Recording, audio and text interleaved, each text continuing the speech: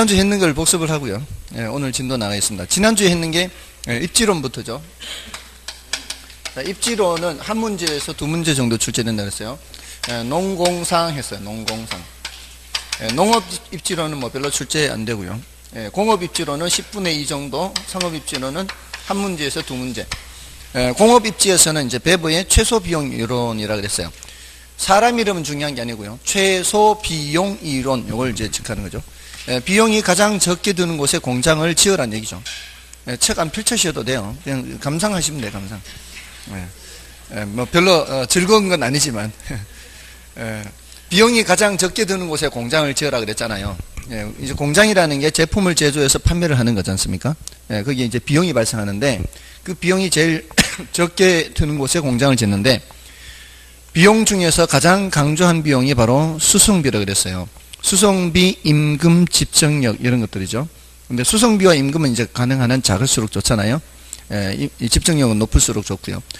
그 수송비가 제일 적게 드는 곳에 공장을 짓는데 그 수송비 중에는 원료 수송비도 있고 제품 수송비도 있죠. 원료 수송비가 많이 발생하는 업종은 원료 지향 입지를 해야 되고요. 제품 수송비가 많이 발생하는 업종은 시장 지향 입지를 해야 되겠죠.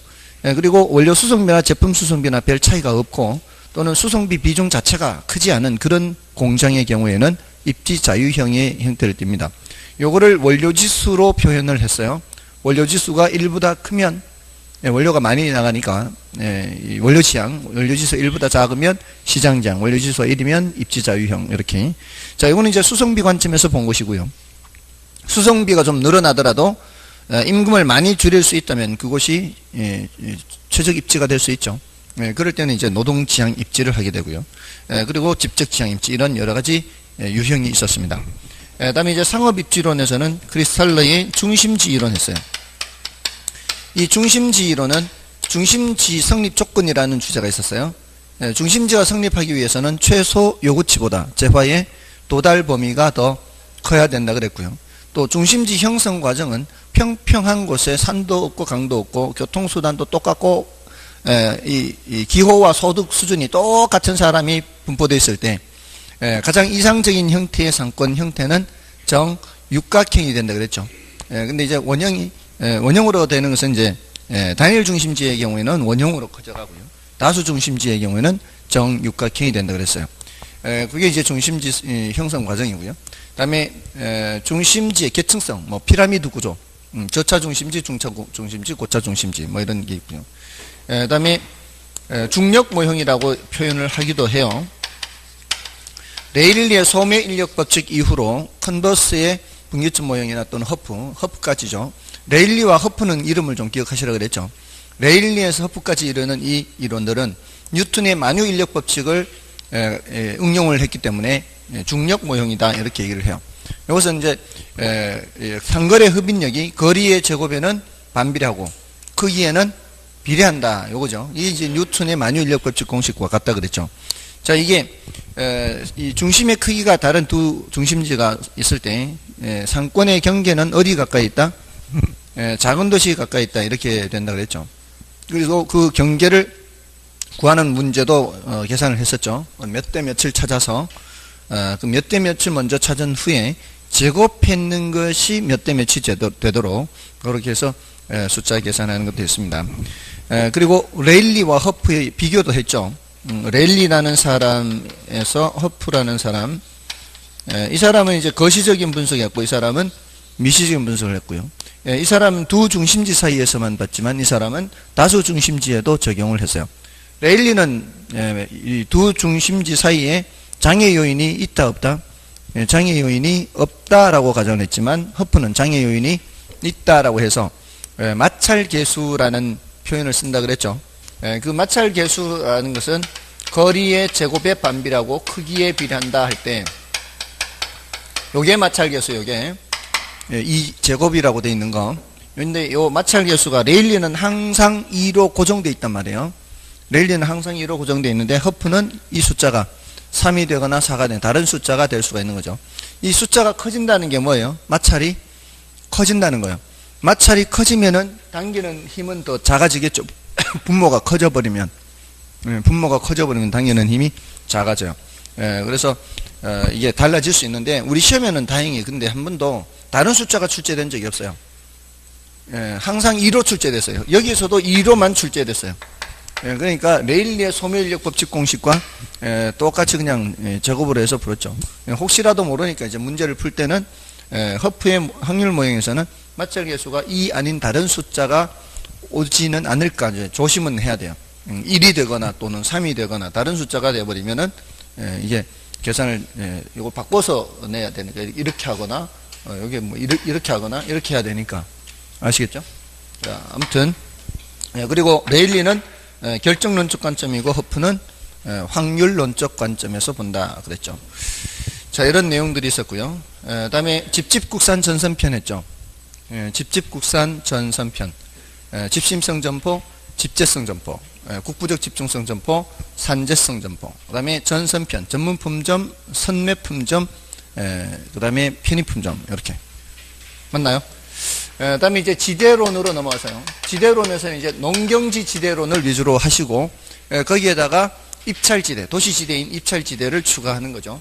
그래서 차액지대, 위치지대, 절대지대, 요 세 가지예요. 차액지대는 지대 차이가 뭐 때문에 발생한다 그랬어요? 비옥도 차이 때문에 지대가 발생한다. 그 다음에 위치지대는 위치에 따라 뭐가 달라져요? 위치에 따라 수성비가 달라지죠. 그래서 수성비 절약분이 지대가 된다. 여기 이제 고전학파 지대론이에요. 이 고전학파에서는 지대를 생산물 가치에서 생산비, 수성비 빼고 남는 잉여가 지대라고 했는데 최열등지 한계지에서는 빼고 남는 것이 없을 수 있다 그랬죠. 최열등지 한계지에는 지대가 있다 없다? 지대가 없다 이렇게 했는데 근데 현실적으로 그런 땅에도 지대가 있다는 거죠. 현실적으로. 그게 바로 절대지대죠. 이거는 소유권 자체로부터 지대가 발생하는 거예요. 지대 발생 원인이 토지 소유권 자체. 이거는 지대 발생 원인이 위치에 따라 수성비가 절약되니까 이거는 비옥도 차이. 이렇게 해서 얘기했고요. 거기에다 이제 입찰지대를 이제 추가하면 입찰지는 도시지대죠. 농공상 해가지고 주상공이 주성공, 주상공 해가지고 이거는 도시 토지에서는 그 이용을 하고자 하는 사람이 가장 많이 써낸 사람이 낙찰을 받게 돼서 그 사람에게 토지가 이용이 되니까 토지 이용 유형이라는 것이 결국 얼마만큼 많이 써내느냐에 따라 달라지는 거죠. 그래서 제일 안쪽은 상업용이 제일 높게 써낼 거고요. 그 다음에 주거용, 그 다음에 공업용. 그래서 입찰지대의 뜻은 최대 지불 용역이라고 그랬어요. 써낼 수 있는 최대한. 그렇게 되면은 초과윤이 뭐가 되는 거예요? 초과윤이 0이 되는 수준의 지대가 입찰지대다. 이런 얘기했죠. 자, 요거는 이제 위에 거 세 가지는 농경지 지대론이고 그 중에 두 가지가 고전학파고 요거는 도시지대 이렇게 되는 거죠. 그 다음에 도시공간 구조론 했죠. 여기는 이제 동선다 했죠. 동심원 이론, 선형 이론, 다핵심 이론 이렇게. 동심원 이론은 이제 원의 중심이 같은 게 이렇게 펼쳐지면서 잔잔한 호수에 돌을 던졌을 때 파문이 있는 것처럼 이렇게 도시가 성장하는 거죠. 제일 안쪽은 중심 업무지구가 있고요. 그 바깥은 천이지대, 전이지대 하는 게 있고요. 그 다음에 저소득 주거지대죠. 왜냐하면 천이지대는 주거 환경이 안 좋다 그랬죠. 범죄 발생 빈도나 질병 발생 빈도가 높은 곳이 바로 천이지대예요. 그러니까 그 주변은 저소득층이 살고요. 그 바깥에 고소득층이 나가는 거죠. 그리고 통근자지대 이런 식으로 도시가 형성되는 거죠. 요거는 이제 위치지대를 이제 위치지대를 응용한 것이 동심원 지대죠. 동심원 이론이죠. 그래서 너무 단순하게 시켰죠. 도시가 이렇게 동그랗게 성장한다는 것은. 그래서 이걸 발전시킨 이론이 선형이라고 그랬어요. 이거는 이 교통축을 강조해서 교통축이 있는 쪽으로 도시가 더 성장을 하게 되죠. 그리고 그 교통축 있는 쪽으로 경공업지대나 이렇게 형성이 되면은 그 주변에 소득 수준이 낮은 사람이 살게 돼요. 그러면 이제 소득 수준이 높은 사람은 그 반대쪽으로 교통축이 있는 반대쪽으로 이제 가서 주거 분리 현상이 나타나는 거죠. 소득 수준에 따라서. 그래서 이 사람은 주택 지불 능력에 따라서 주거지가 이제 달리 형성이 되죠. 그래서 그 중에서도 고급 주택지를 지나치게 강조한 그런 비판을 받습니다. 그리고 이제 교통축을 강조했고, 그다음에 이 두 이론의 공통점은 핵이 한 개밖에 없죠. 핵이 한 개밖에 없어요. 근데 현대 대도시는 다 여러 개 핵을 갖고 있죠. 이 여러 개의 핵을 갖는다는 게 이제 다핵의 성립 이유죠. 왜 여러 개의 핵을 갖게 되느냐. 그래서 네 가지가 있었어요.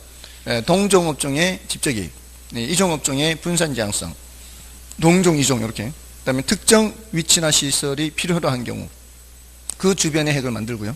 그다음에 지대 지불 능력의 차이가 있어요. 도심에 자리 잡는 그런 업종이 있고요. 외곽에 자리 잡는 업종이 있고요. 금융업종 같은 거는 도심에 자리 잡고요. 제조업 같으면은 외곽에 자리를 잡는 거죠. 자, 이렇게 해서 도시가 여러 개의 핵이 성립된다고 했어요. 다음에 감정평가로 가서 감정평가. 현조, 기소, 일구부 이런 거 있죠. 현황평가고요. 조는 조건부평가, 기는 기한부평가, 소는 소급평가죠. 이제 현황평가가 원칙이라고 그랬죠. 이게 예외고요. 현재 상태대로 평가하는 게 현황평가예요. 그 현황평가의 대표적인 게 무슨 평가예요? 건부지 평가예요. 건부지. 지금 지상에 건물이 있는 상태를 보고 평가를 하는 거죠. 지상에 건물이 있는 상태를 보고 평가하는 것이기 때문에 건부감가나 건부증가가 발생하는 거죠.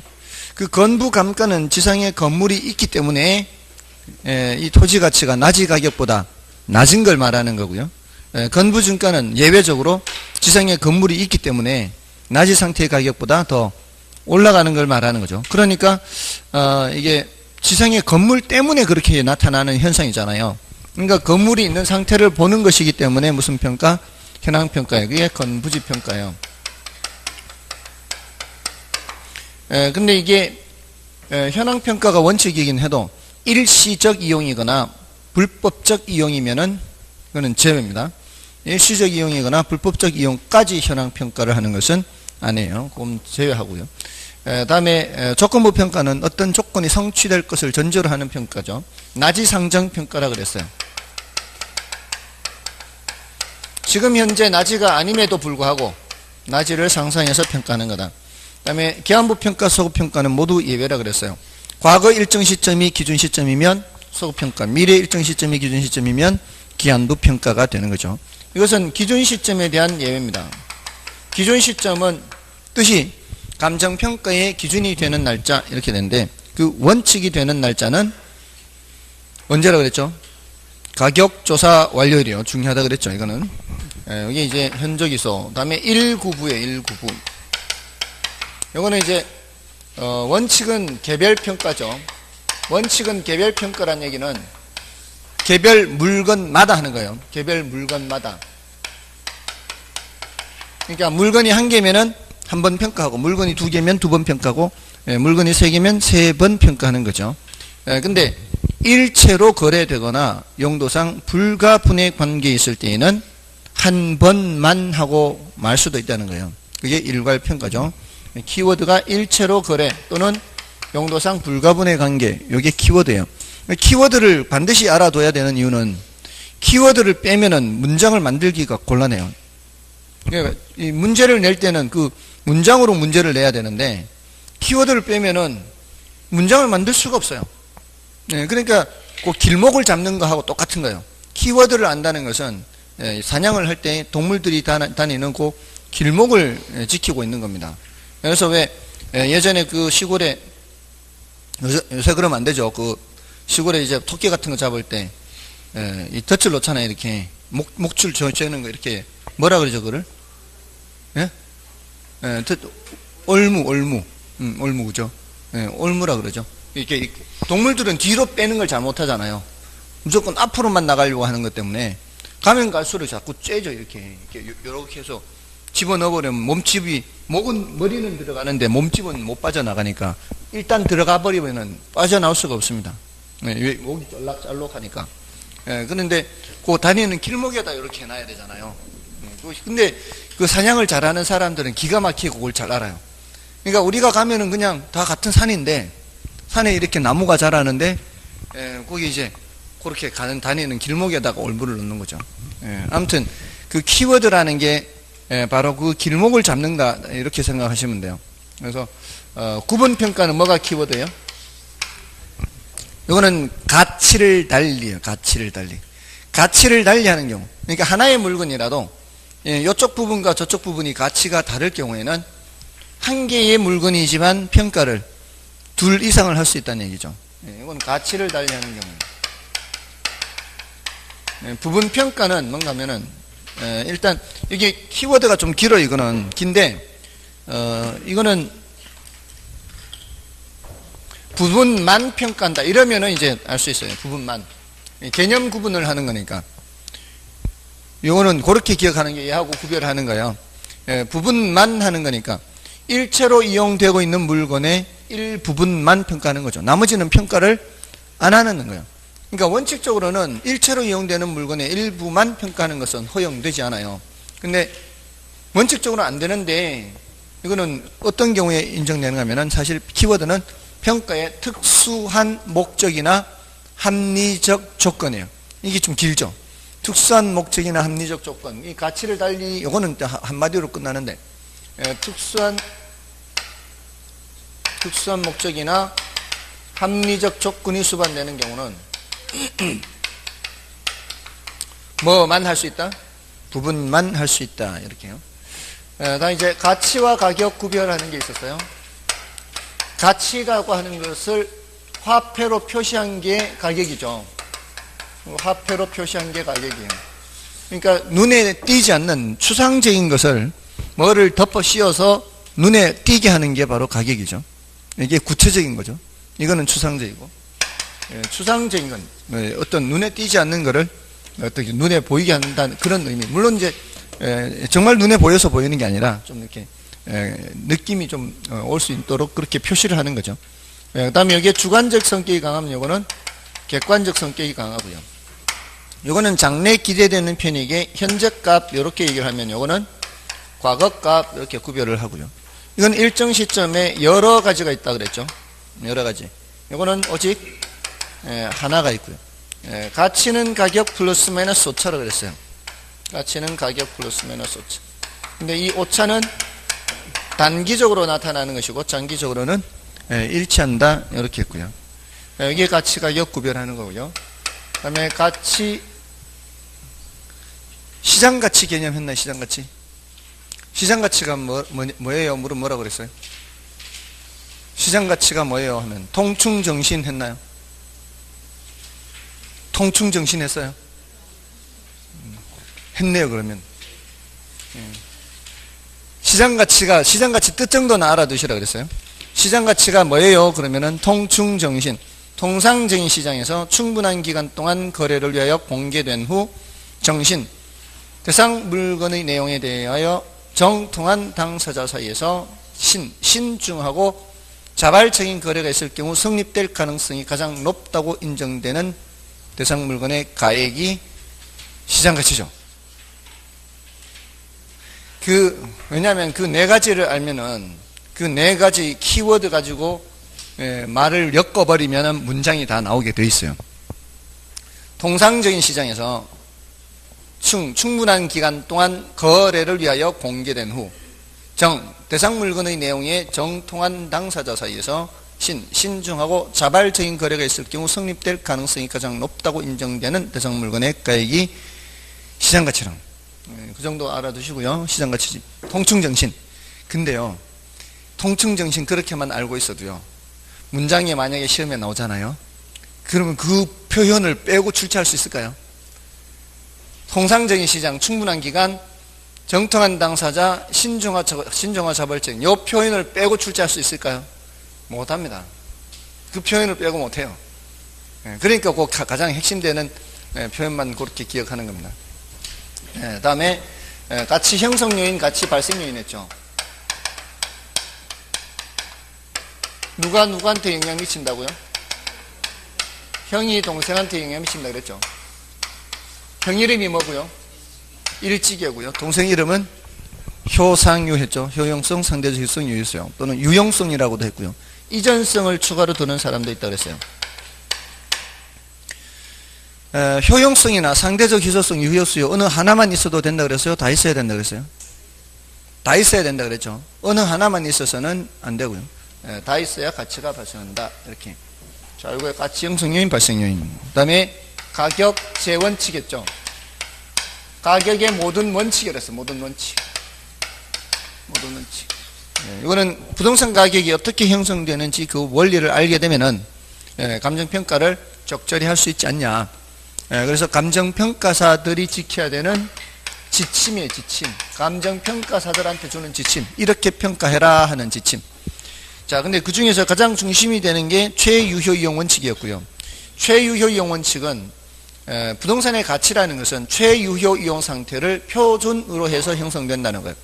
근데 그게 부동산이 최유효 이용 상태가 뭔지를 알아야 평가를 할 수 있다는 얘기죠. 그럼 최유효 이용 상태인지 아닌지 보는 내부 관련 원칙이 있고 외부 관련 원칙이 있었어요. 최유효 이용의 내부 관련 원칙에 균형의 원칙이 있었어요. 균형의 원칙 하면 엘리베이터 생각하시면 돼요. 엘리베이터의 용량이 적절하지 않으면 그러면 균형이 안 맞는 거죠.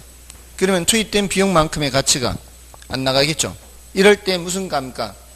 기능적 감가 이렇게 했고요. 그 다음에 기여의 원칙이었어요. 부동산의 가치라는 것은 생산비 합이다, 기여도의 합이다. 기여도의 합이 생산비 합이 아니에요. 기여도의 합이기 때문에 추가 투자를 할지 말지 판단할 때 이 기여의 원칙을 적용합니다. 그 다음에 외부 관련 원칙에서 적합의 원칙. 적합의 원칙은 달동네 고급 빌라 생각하면 돼요. 달동네 고급 빌라. 달동네 고급 빌라는 들어간 돈은 많아도 그만큼 가치가 안 나갈 수 있죠. 이러면은 무슨 감가? 경제적 감가가 발생하는 거죠. 물리적으로나 기능적으로는 이상이 없어도 경제적 가치는 그만큼 나가지 않습니다. 그 다음에 토대가 되는 원칙, 변동의 원칙. 이거는 가치 형성 요인이 변하게 되면은 가치 발생 요인도 변해요. 이게 변한다는 얘기, 이게. 그러면은 가치도 자꾸 변하게 되겠죠. 그럼 가격도 변해야 되겠죠. 그래서 언제적 가격인지를 밝혀줘야 되죠. 아까 무슨 시점? 이 가격이 언제 가격인지를 밝혀줘야 돼요. 그리고 오늘 하게 되는 이제 거래사례 비교법의 시점 수정의 이론적 근거가 돼요. 다음에 대체 원칙이겠어요. 대체 원칙은 부동산의 가치라고 하는 것은 대체 가능한 다른 물건과 상호 작용하면서 형성된다는 거예요.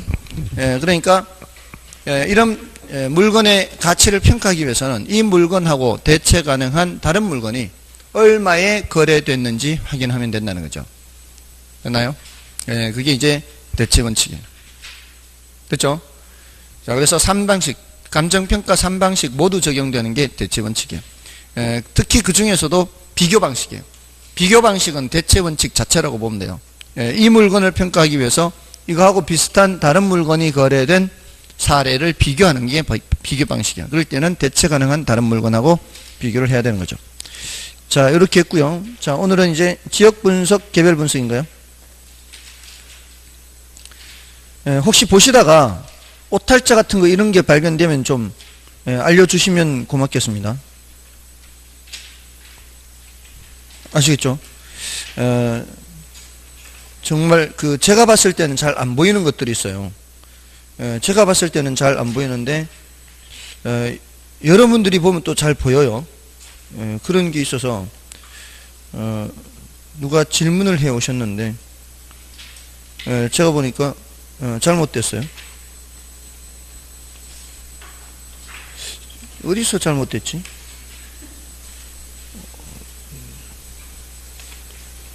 어디선가 잘못되어 있는 게 있는데 그게 오탈자 같은 건데요. 혹시 발견하신 거 없습니까?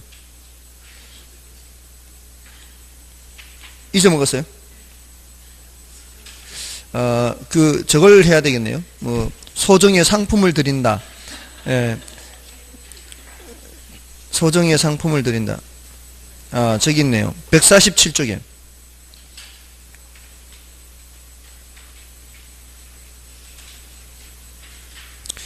147쪽에 8번에 정답 표시가 잘못되어 있죠. 해설은 제대로 되어 있는데 정답 표시가 잘못되어 있어요. 5번으로 되어 있죠. 이거 알려주신 분 정말 고맙습니다. 문자로 알려주셨어요.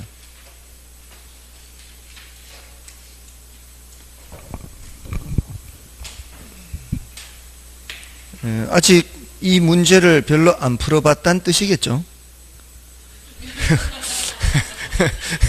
아직 발견을 못했다는 얘기는, 아무튼 자 이제 442쪽 444쪽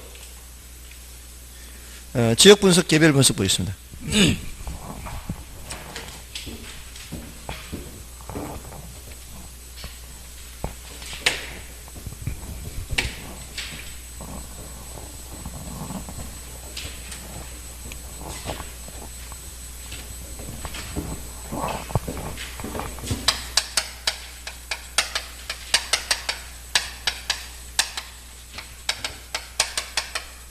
자, 부동산을 평가할 때는 지역을 분석합니다. 그 지역, 그 부동산이 있는 지역을 분석하고요. 또 그 부동산, 개별 부동산을 분석합니다. 자, 조금만 생각해 보세요. 여러분들이 자동차나 냉장고 이런 거 살 때도 그 자동차를 파는 지역이 어떤 지역인지, 냉장고를 파는 지역이 어떤 지역인지 분석하나요? 안 분석 안 하죠. 왜 안 할까요? 부동산에서는 분석한다고 이렇게 얘기를 하는데, 자동차는 저쪽 지역에서 파는 자동차, 그랜저 뭐 몇 cc짜리 모델, 다른 지역에서 파는 그랜저 몇 cc짜리 모델, 왜 그 지역 저 지역 분석을 안 해요? 다 같으니까. 어디서든. 그러면 아파트는 이 지역에 삼성이 레미안에서 지은 30평형대 그 모델하고요, 저쪽에 똑같은 설계도면으로 지은 거하고 달라요? 왜 다르죠? 지역이 다르니까. 그럼 왜 동사는 똑같은데 부동산은 다를까요? 무슨 성질 때문에? 부동산의 성질 중에, 부동성, 부정성, 영속성 이런 성질 중에 부동성 때문이겠죠. 동사는 어디든 굴러다니는 놈이니까. 똑같은 설계도면으로 똑같은 설계도로 만든 자동차라면 똑같은 거 아니에요. 근데 집은 그렇지 않다는 거죠. 똑같은 설계도를 해도 이 지역이냐 저 지역이냐, 그 움직일 수가 없으니까, 그 지역을 움직일 수가 없으니까. 이렇게 해도 별로 감이 안 오세요? 부동성 때문에, 부동성. 그 지역을 분석하는 거는 부동성 때문이에요. 자, 거기에다가, 자, 모델이, 똑같은 모델이면 이거나 색상 차이 뭐 이런 정도, 옵션 정도의 차이지, 옵션 색상 똑같으면은 자동차나 냉장고는 똑같잖아요. 개별 분석해야 하네요. 안 한다고요. 근데 부동산은 개별 분석해요. 똑같은 설계도면으로 한 똑같은 평형이라 해도 층이 다를 수 있고 호가 다를 수도 있고요. 근데 처음에는 그게 차이가 크지 않죠. 근데 중고 부동산의 경우에는 차이가 있을 수 있죠. 관리 상태에 따라. 물론 그거는 자동차도 중고 상태는 다를 수가 있죠. 자, 근데 이제 특히 이제 부동산은 일반 재화에 비해서는 뭐가 어떤 성질이 있으니까, 개별성이 있으니까, 특히 토지의 경우에는 더 심하죠. 토지의 경우에는 더 심해서 개별성 때문에 개별 분석을 하는 겁니다. 자, 그럼 우리가 지역 분석을 한다라고 할 때, 어떤 지역을 분석합니다라고 할 때 뭐를 분석할까요? 지역이 어떤 것을 분석할까요? 지역이 어떤 것? 제일 1차적으로 여러 가지를 분석하겠지만 가장 중요한 것이 바로 그 지역의 용도예요. 용도. 용도를 분석하는 거예요. 자, 부동산이 평가 의뢰가 들어왔어요.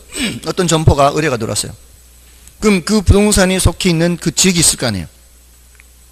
그 부동산이 속해 있는 그 지역의 용도가 뭔지 보는 게 제일 우선이라고요.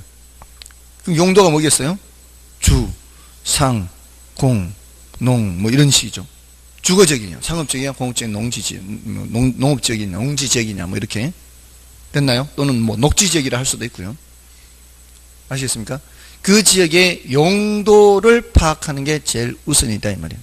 자, 그러면 아니 뭐 공법에서도 주거지역, 상업지역, 공업지역, 녹지지역 다 분류가 되어 있는데 그걸 굳이 분석할 이유가 뭐가 있겠냐? 분석할 이유가 있으니까 하는 거예요. 이거는 공법상 용도 지역을 분석하는 게 아니에요. 그럼 분석할 이유가 없는 거죠. 그런 건 떼보면 되는데 그걸 뭐하러 분석해요? 여러분, 준주거 지역이 뭐예요? 준주거 지역은 주거용과 상업용이 결합되어 있죠. 자, 이게요, 사회라는 건 늘 변합니다. 처음에는 예, 주거용, 상업용, 주거 지역이라고 할 정도의 어떤 지역이면서 상업용이 그렇게 많지는 않다 할지라도 거기에 상업용을 지을 수 있잖아요. 짓다 보면은 자꾸 어떻게 주거용이 상업용으로 변해가고 하다 보면은 이제 어떤 지역이 다른 지역으로 변해가는 거예요. 침입과 계승에 의해서. 그러다 보면은 이 공법상 용도 지역은 준주거 지역이지만 실제로는 상업용이 더 많아질 수도 있죠. 이렇게 되어버리면 그 지역은 뭐가 되어버리는 거예요? 상업지역이 되는 거예요. 공법상 용도 지역과 실제 용도가 일치하지 않을 수가 있는 거죠. 예, 그러면은 그럴 때는 감정평가에서는 무슨 지역을 해야 돼요? 상업지역을 해야 돼요. 결국 감정평가에서는 공법상 용도 지역을 판정하는 게 아니라 실제의 용도를 파악하는 거다 이 말이에요. 아시겠죠? 자, 그러면은 그 지역이 주거지역이라면은 가장 흔히 사용되는 게 무슨 용도란 얘기예요? 주거용이란 얘기겠죠. 상업지역이란 얘기는 가장 흔히 사용되는 게 상업용이라는 뜻이죠. 자, 그러면은 여기서 지역 분석에서 뭔가를 판정을 해야 돼요. 이 지역이 주거지역인지 상업지역인지 판정을 할 때 뭐라고 표현하는가 하면은 표준적 이용을 판정한다 그래요. 표준적 이용. 이런 표현들이 처음 들어서 낯설긴 하지만 머릿속에 집어넣으시라고요. 표준적 이용이라는 이 표현은 그 지역의 주된 용도를 말하는 거예요. 주된 용도. 아시겠죠? 그 지역의 주된 용도, 일반적 용도를 말해요. 가장 흔히 사용되는 용도. 그거를 표현을 할 때 뭐라고 한다고요?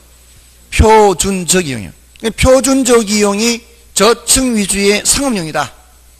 그 뭐예요? 저층 점포들이 많은 상업지역이다. 이렇게 되는 거죠. 표준적 이용이 단독주택이다. 그건 뭐예요? 그 지역은 단독주택이 많이 사용되고 있는 주거지역이다. 이렇게 되는 거예요. 됐나요? 그게 이제 이 표준적 이용을 판정하는 게 용도를 판정하는 거예요. 용도. 어떤 용도냐? 자, 그러면 그 지역의 대부분의 이용이 주거용이에요. 주거용. 주거지역이라는 뜻이죠. 자, 그러면은 그 개별 부동산의 입장에서 가장 잘 이용하는 용도라면 주거용으로 이용하는 게 가장 잘 이용하는 거겠죠. 누구든지 자신의 토지를 이용할 때는 가장 잘 활용하려고 하겠죠. 자, 그러면은 그 지역이 주거지역이다 그러면 대부분은 그 개별 부동산 입장에서 이걸 뭐라고 하는가 하면 최유효 이용이라고 그래요. 그 개별 부동산 입장에서 최유효 이용은 무슨 용이에요? 주거용이에요. 주거용. 주거지역이니까. 그러니까 그 개별 부동산의 입장에서는 뭐를 판정을 해야 되는가 하면은 최유효 이용을 판정을 해야 돼요. 최유효 이용을 판정해요. 왜냐하면은 조금 전에 지난주에 했듯이 가격 원칙에서 부동산의 가격은 최유효 이용 상태를 표준으로 해서 형성된다 그랬죠. 그러려면 뭐를 판정해야 돼요? 최유효 이용을 판정을 해야 될 거 아니에요. 그래서 감가할 일이 있으면 감가를 해야 되고 하니까 그럼 최유효 이용을 판정을 그렇게 해야 되는데 개별 부동산 입장에서는 최유효 이용이라는 것이 그 지역의 표준적 이용과 일치하는 게 보통이에요? 아닌 거예요. 일치하는 게 보통인 거죠. 그러니까 표준적 이용이 있는 거죠. 그렇지만 반드시 일치하는 것은 아니거든요. 주거지역이 주거용만 있냐 이 말이에요. 그러니까 그 개별 부동산의 입장에서 최유효 이용이 뭔지를 따로 또 봐야 되는 거예요. 대부분은 일치하겠지만 반드시는 아니다 해서 따로 살펴봐야 돼요. 그래서 판정하는 게 지역 분석은 표준적 이용, 개별 분석은 최유효 이용 이렇게 해야 되는데 지역 분석에서 최유효 이용 판정한다. 개별 분석에서 표준적 이용 판정한다. 이러면 틀린 거예요. 문장이 그렇게 나온다. 시험에. 어려워요? 이거 어렵다 그러면 안 되는 거예요. 이거는 이제 그냥 단지 엇갈려 묻는 거 아니에요. 엇갈려 묻는데 이런 걸 어렵다 그러면 안 돼요.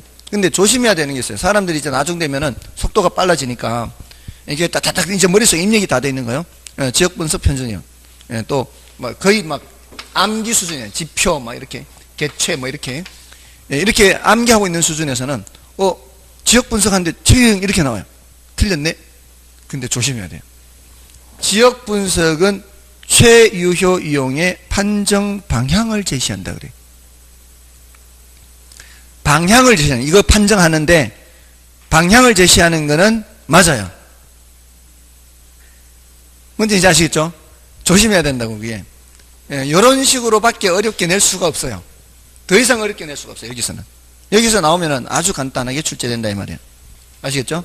예, 엇갈려 내는 거 틀리는 건데, 다만 조심해야 될 게, 지역 분석은 최유효형의 판정 방향을 제시한다라고 할 때는 옳은 표현이 된다, 이 말이에요. 그 다음에 여기서는 가격 수준을 판정해요. 가격 수준이라는 거는, 자, 지역을 보는 거죠. 그 부동산이 속해 있는 지역을 보는 것이기 때문에, 싸게는 얼마에서부터 비싸게는 얼마까지 이렇게 범위를 갖겠죠. 그 범위를 갖는 것을 말해요. 평균적으로는 얼마 정도 되는데, 이런 가격 수준대를 갖고 있다. 근데 개별 부동산을 볼 때는 구체적인 가격을 판정해야 되겠죠. 구체적 가격, 가격 수준. 그러니까 뭐가 선행 분석이 되는 거예요. 지역 분석이 선행 분석이 되고 이게 후행 분석이 돼요. 이것도 이렇게 엇갈려 물으면 틀리는 거죠. 개별 분석이 선행 분석이고 지역 분석이 후행 분석이다, 이러면 틀리는 거죠. 이게 전체 분석이라면 이게 부분 분석이고요. 이게 거시 분석이라면 이게 미시 분석이고요. 이게 적합의 원칙과 관련이 있다면 이거는 균형의 원칙과 관련했어요. 좀 전에 적합의 원칙, 균형 원칙 복습했죠. 적합의 원칙은 인근 환경에 적합해야 부동산의 유용성이 최고로 발휘되잖아요. 달동네 고급 빌라 있잖아요. 달동네 고급 빌라 적합의 원칙. 균형 원칙 하면 뭐라고 그랬어요? 엘리베이터. 기능적 감가예요. 그러니까 이거는 기능적 감가. 이건 주변 환경을 봐야 되는 거잖아요. 경제적 감가, 이거는 지역 분석과 관련되는 거죠. 이렇게 비교하는 문제가 나옵니다. 비교하는 문제가 한 반 정도 나오고요. 그 다음이 지역 분석의 대상이에요. 지역 분석의 대상. 지역 분석의 대상에서 인근 지역, 유사 지역, 동일 수급권.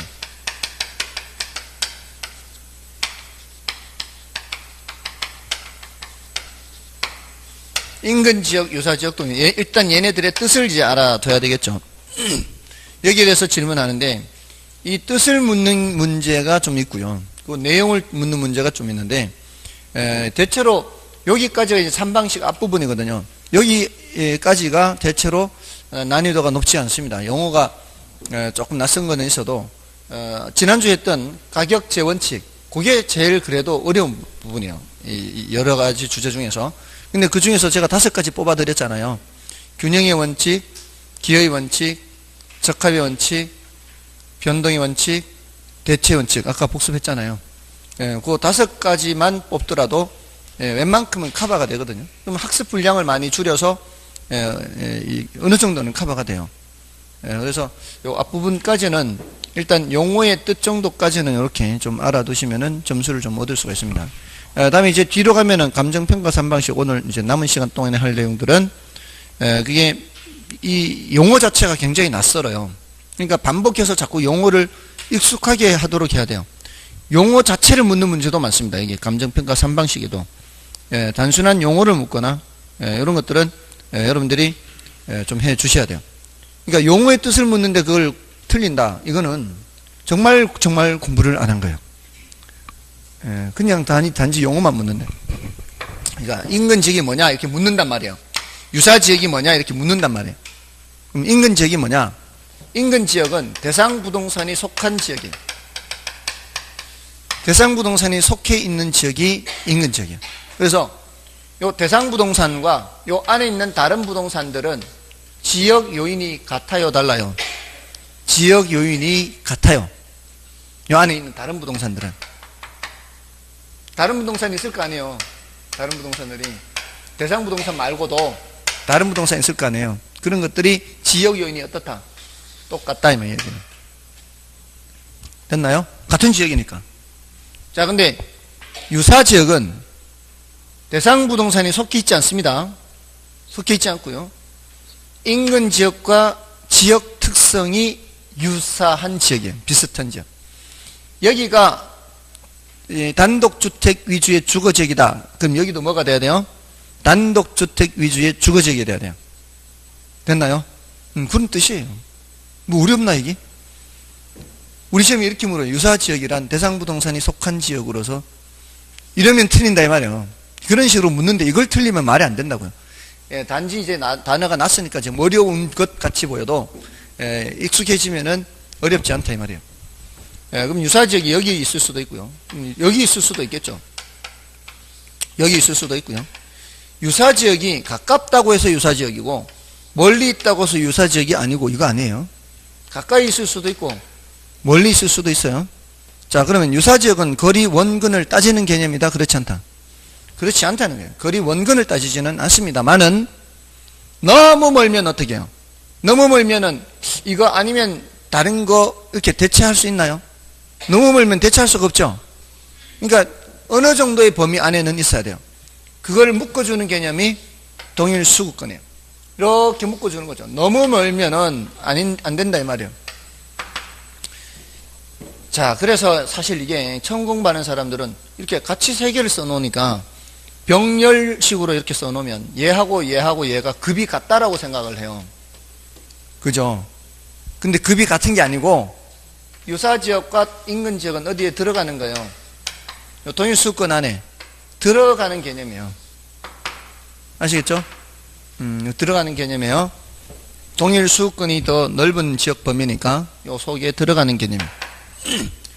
자, 수급은 뭐를 줄임말일까요? 수요 공급 줄임말이잖아요. 그럼 수요 공급은 뭐 생각해야 되죠? 시장 생각해야 되죠. 항상 그랬잖아요. 수요 공급하면 시장 생각하고 시장 하면은 수요 공급 생각하고. 그러면 이걸 어떻게 번역할 수 있어요? 동일 시장권 이렇게 해석할 수 있죠. 이 같은 시장 범위라는 얘기예요. 그러니까 요 시장 범위 안에 이 말이에요. 이게 이제 지리적 범위로 나타낸 요 시장 범위 안에 있는 이 부동산과 다른 부동산은 대체 경쟁 관계에 있다 없다? 대체 경쟁 관계에 있다라고 볼 수 있어요. 같은 시장 범위 안에서는. 이거 아니면 이거 아니면 이거 이렇게 얘기할 수 있다는 거죠. 됐습니까? 그게 이제 동일 수급권 개념이에요. 그럼 이 동일 수급권이라는 개념을 이렇게 분명히 이렇게 파악해야 되는 이유는 이 대상 부동산을 평가하기 위해서 사례를 수집한다고 하지 않았나요? 대체 원칙에서 지난주에 대체 원칙에서 부동산의 가치라는 것은 대체 가능한 다른 물건과 상호작용하는 과정에서 효용이 유사하다면 결국 가격도 비슷하게 되겠죠.